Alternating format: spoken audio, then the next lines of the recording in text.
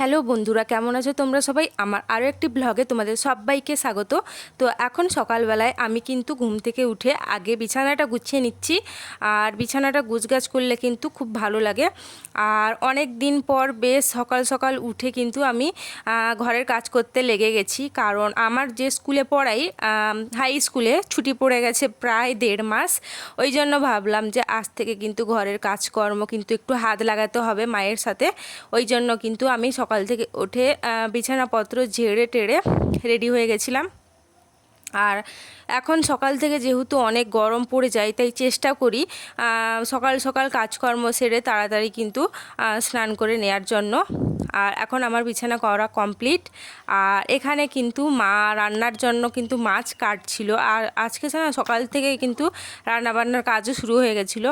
আর এটা সেই বাড়ির পুকুরের যে মাছটা পড়েছিল, লাঠা মাছ, কই মাছ আর বাচ্চা বাচ্চা কই মাছ, ওগুলো কিন্তু মা দেখো কীরকম করছে। যেহেতু কই মাছ কাটতে না কাটতে কিন্তু পালিয়ে যায়, ওই জন্য কিন্তু ওরকমভাবে মাছটা কাটছিল। এখন চলে এসেছি চা করতে, আর আমার গলা তো বসে গেছে ঠান্ডা লেগে। আর এখন রান্নাঘরে যাব চা করতে। আর মা মাছ কাটছে, তোমাদের সাথে তো শেয়ার করলাম।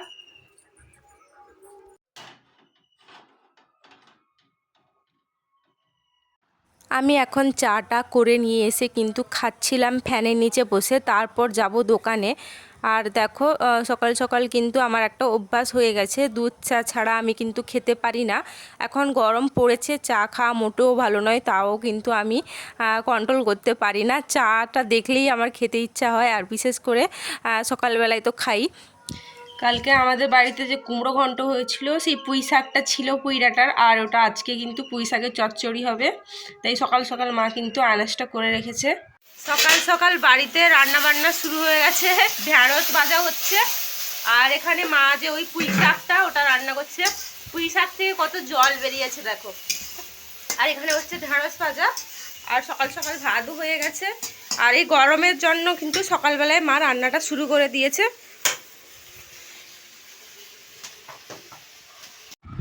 এখন বসে পড়েছি খেতে। আর আমি এক্ষুনি আলুর তরকারি রান্না করলাম, মা তো খেতে বসে গেছে। আর বাড়িতে যেগুলো মাছ হয়েছে আমি ওই মাছগুলো একবারে খাই না, ওই জন্য তরকারি করে নিয়ে এলাম, চলো দেখাই। আর আলু সেদ্ধ ছিল, ওটাকেই কিন্তু আমি আলুর তরকারি করেছি, একটু কাসুরি মেথি দিয়েছি। এখানে ওই কই মাছের তরকারি ছিল, পুঁই শাকের চচ্চড়ি, যা আর হয়েছিল ঢ্যাঁড়স ভাজা পেঁয়াজ লঙ্কা বাটা দিয়ে। আর আমি ভাত বেড়ে নিয়েছিলাম। আর এখানে একজন দিদা কিন্তু ঘাস কাটতে যাচ্ছিল, পুঁই শাক যে চাষ করা হয় ওখানে। আর আমি একটু বিকালবেলায় হাঁটাহাঁটি করছিলাম। আর দেখো এখানে একজনের বাড়িতে কিন্তু পুঁই শাকের ক্ষেত আছে, অনেক পুঁই শাক চাষ করেছে। আর ওটা ঘাসে ভর্তি হয়ে গেছে, দেখো তোমরা পেছনেই দেখতে পাবে। এই যে দিদাটা, ও কিন্তু ঘাস কাটছিল, ওদের বাড়িতে গরু আছে।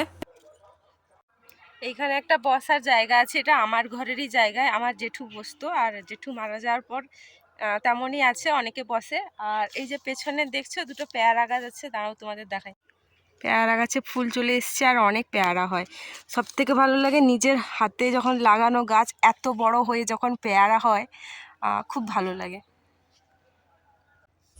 আর বিকালবেলায় আমি কিন্তু একটু গাছে জল দিই, প্রায় প্রতিদিনই দিই, কারণ এত গরম পড়েছে। প্রায় লঙ্কা গাছগুলো তো মরেই গেছে, আর বড় বড় গাছও দেখি একটু ঝিমিয়ে যায়। ওই জন্য কিন্তু আমি লঙ্কা গাছ, গোলাপ গাছ আর বেশ অনেকগুলো গাছে কিন্তু আমি জল দিয়ে দিচ্ছিলাম পুকুর থেকে কিন্তু বালতি করে। আর এখন দেখো বিকালবেলায় আমি বেগুন তুলছিলাম আমাদের বাড়ির বাগান থেকে, কারণ অনেক দিন হয়েছে বেগুন তোলা হয়নি, বেশ বড় বড় হয়ে গেছে। আর বেগুন না অনেক দিন থাকলে কিন্তু পোকা লেগে যায়।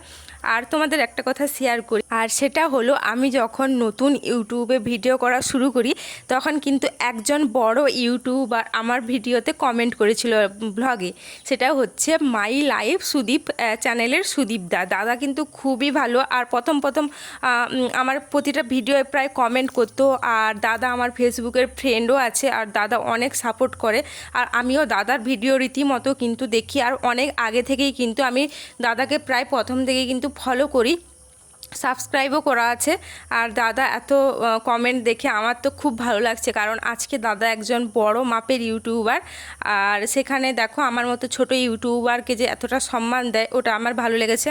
এতগুলো বেগুন তুলে নিয়ে এসেছি, রাতে এগুলো পুড়বো, দিয়ে পান্তা খাবো। এগুলো পুড়ে যাবে, বেশ বড় বড় হয়ে গেছে তো, এগুলো বেগুন পোড়া যাবে, ভালোভাবেই পোড়া যাবে।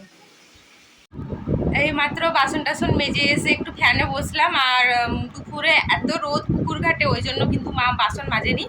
আর বিকালে মাজতে গেছিলো, আমি বললাম যে আমি মেজে দিচ্ছি, তো বাসন আরও মেজে আসি।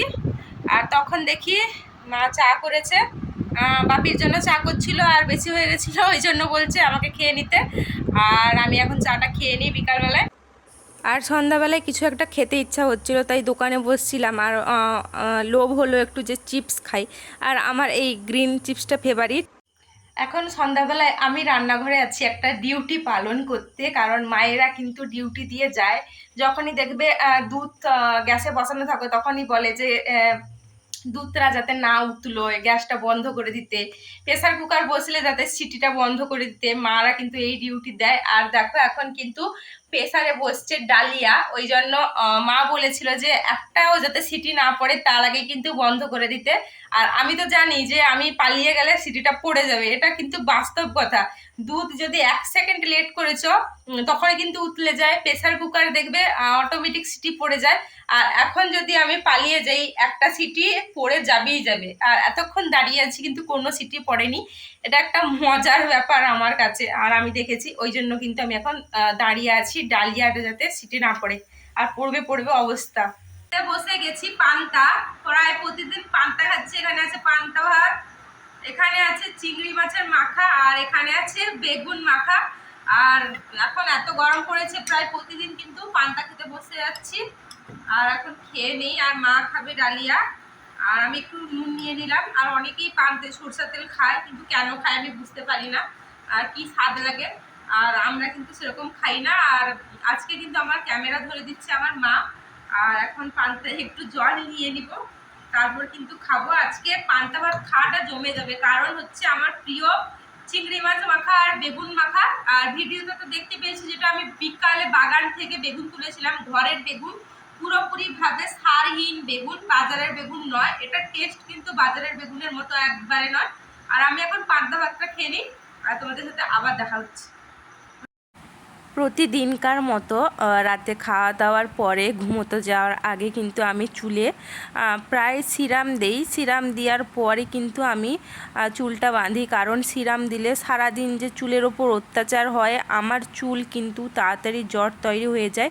ওই জন্য কিন্তু আমি রাতের বেলায় সিরাম দিয়ে বেনুনি করে নিই, কারণ বেনুনি করার পরে দেখবে যখন চুলটা খুলবে, চুলে কিন্তু তেমনভাবে জট পড়ে না। ওই কারণেই আমি বেনুনি করে নিচ্ছি।